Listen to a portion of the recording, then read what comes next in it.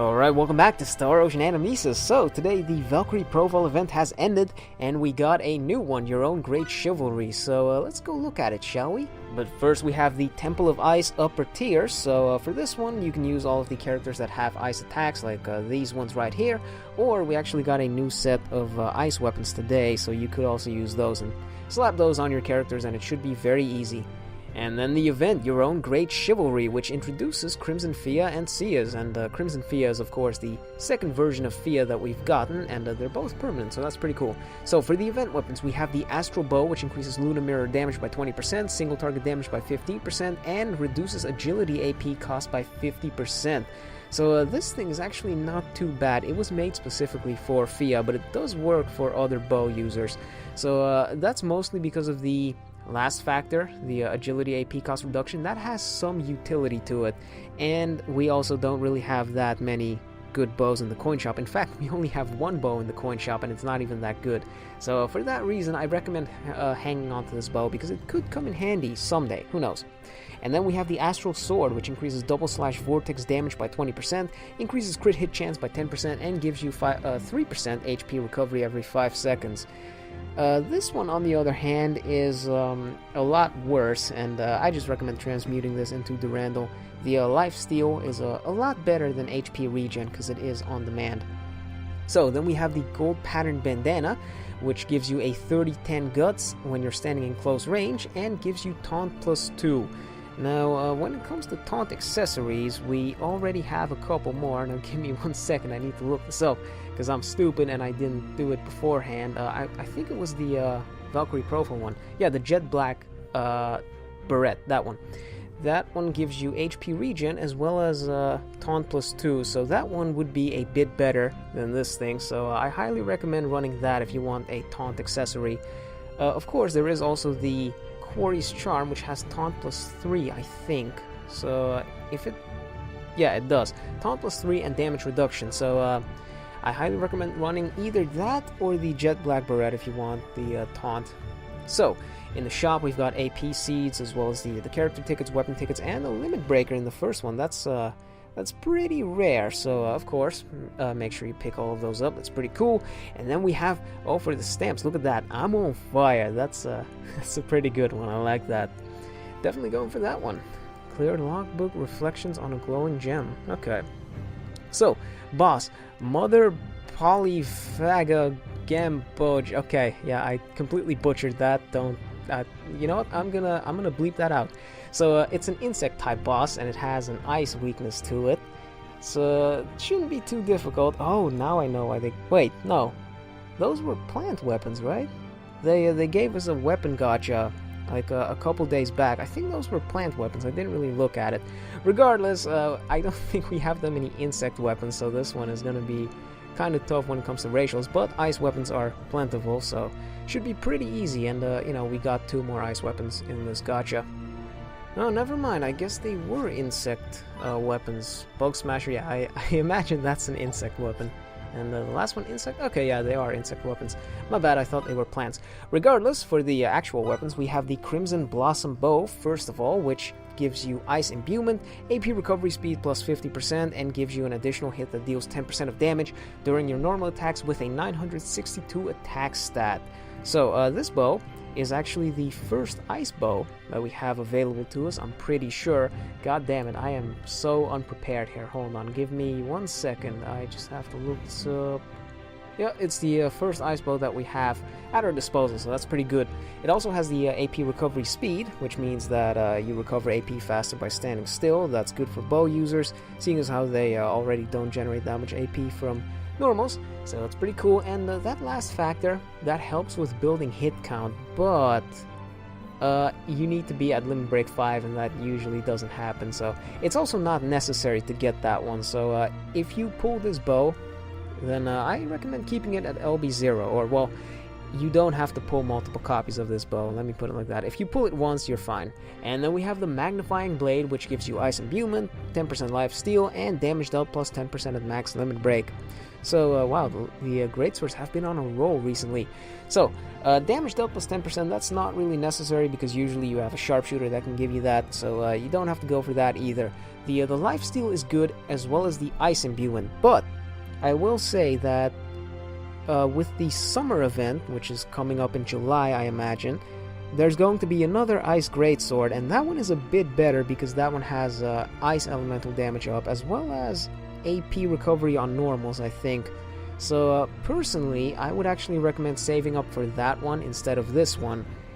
However, then again, if I know my weapon luck, it's not a bad idea to throw a pull at this to try and get this, because this is a 50-50% chance of getting the weapon that you want, so that's a very good gacha. I'm not sure what the summer gacha is going to look like. Could be worse, could be better, who knows. So, yeah, I don't know what I'm going to do. I don't know if I want to pull on this, because I do need the sword. I'll get back to you on that later. Regardless, just know there's going to be a better Ice Greatsword in the future, in the near future at least. So, for the new characters, we first of all have Crimson Phia. Oh god, look at the jiggle physics. You know, I can see where the plot of Season 1's story went. Oh, I'm so stupid. Alright, so for her first talent, she increases critical hit chance by 20% and damage by 20% for the entire party. Her second talent increases critical hit chance and damage by 30% or 40% when the hit count is sitting at 100 hits or 200 hits. She increases her own evade distance and evade speed by 100% and increases her attack and hit by 20% when she uses Luna Mirror. And then her rush has a 4000% multiplier, and it increases attack damage dealt by 30% for 20 seconds. And then you can see every single one of her attacks has some really high hit counts to them, although I imagine Chaotic Blossoms is pretty slow considering that it's a close range attack and that never really works out well for sharpshooters. Regardless, Shadow Flame seems like the normal Gravity Bullet, Crimson Squall, and Luna Mirror. Luna Mirror is also really good. And she's got an attack stat of 2468, which isn't that great, but she does have this talent, which bumps it up to about 2900 when she uses Luna Mirror, and it just so happens that Luna Mirror is also one of her strongest attacks. So, Crimson Phia is a pretty interesting sharpshooter, because, you know, usually sharpshooters have that damage buff. Phia doesn't, so she is a lot more similar to Bride Nell in that regard. She has more critical hit chance buffing, although Nell does have single target damage buffing, so Phia is a bit more selfish than Nell, and she also has the attack damage buff, which I'm pretty sure Bride Nell also has that. Give me 1 second to look this up again. I'm super prepared for this. Yeah, she also does have the she also has the attack damage buff, although Bride Nell's attack buff, or attack damage buff, is a little better.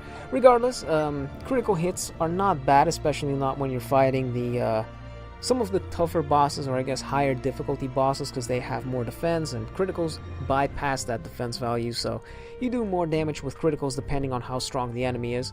So overall, Crimson Phia, not bad, but she is a permanent character, so if you don't want to roll for her now, you could also just wait until you randomly pull her. And then we have Cyuss. His first talent gives him a debuff on his Spirit Strike attack. It decreases the enemy's attack and defense by 15% and 20% for 10 seconds. His second talent gives attack damage taken minus 15% when the characters are standing at close range. His third talent gives anti-flinch of 25% HP or less and 20% single target damage for the entire party.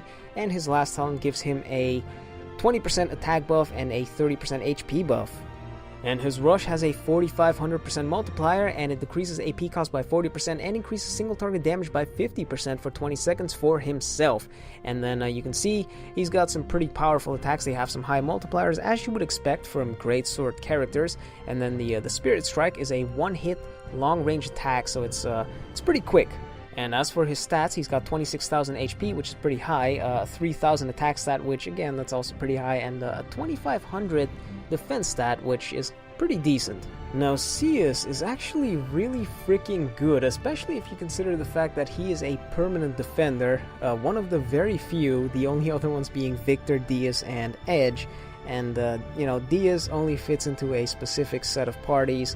Edge has a ton of different buffs, so he's, you know, more so made for public parties, and Victor is just kind of terrible right now. But Cyuss is really freaking good. He's got high damage output with his 3000 attack stat, as well as his battle skills having some really good multipliers to him. If we can show this off. You know, 680% on his double slash vortex, and then Spirit Strike, pretty quick attack, so he can use that as combo filler. Very good. And then he's also got this debuff on his Spirit Strike attack, which gives everybody some more tanking capabilities because of the attack reduction. The defense reduction is not that great, considering that we do have criticals, but it does help with increasing damage output a little bit. A 25% HP anti-flinch is very high, so that's also really good. The standard single target damage is also good for a little bit of party support. His attack damage taken reduction minus 15%. That's unfortunately only for the close range characters, but it does help for you know, if for instance there was another defender in the party. Regardless, he is very good, but he does suffer from the fact that he uses a greatsword, and again, there's only 2 greatswords in the gacha right now. The Ice Greatsword that was introduced with him, and the Bahamut Tear. So that kind of sucks. And one more thing, Phia is actually kind of interesting because she has 2 different roles that she can fulfill. She has the evade distance and evade speed up by 100%, which means that she is a very agile character. So you could actually run her as a makeshift tank if you give her like some sort of taunt accessory so that she can draw aggro easier. And then, you know, she's also got the normal damage dealing potential with her Shadow Flame and Luna Mirror. So Phia, pretty cool. Now personally, I don't really recommend rolling on this banner because the first reason being that both of these characters are permanent, so you can always pull them. But the second reason is that we're already in June, and we're actually getting a lot of limited banners from this point on, with Cherry Blossoms hopefully coming out next week. Well, I hope they're coming out sometime this month. So Cherry Blossoms are a very real possibility. The 3rd and 4th Bride banners can also happen sometime in the near future. In July we're getting summer as well as our anniversary. So there's a lot of stuff that's going to happen in the next couple of months, and for that reason I recommend just saving your gems. And I think that does it for the update. Now, of course, don't forget to spend all of your currency on the Valkyrie Profile stuff, because the exchanges are only around for 1 more week, so that's a lot of stuff that you could potentially be missing out on.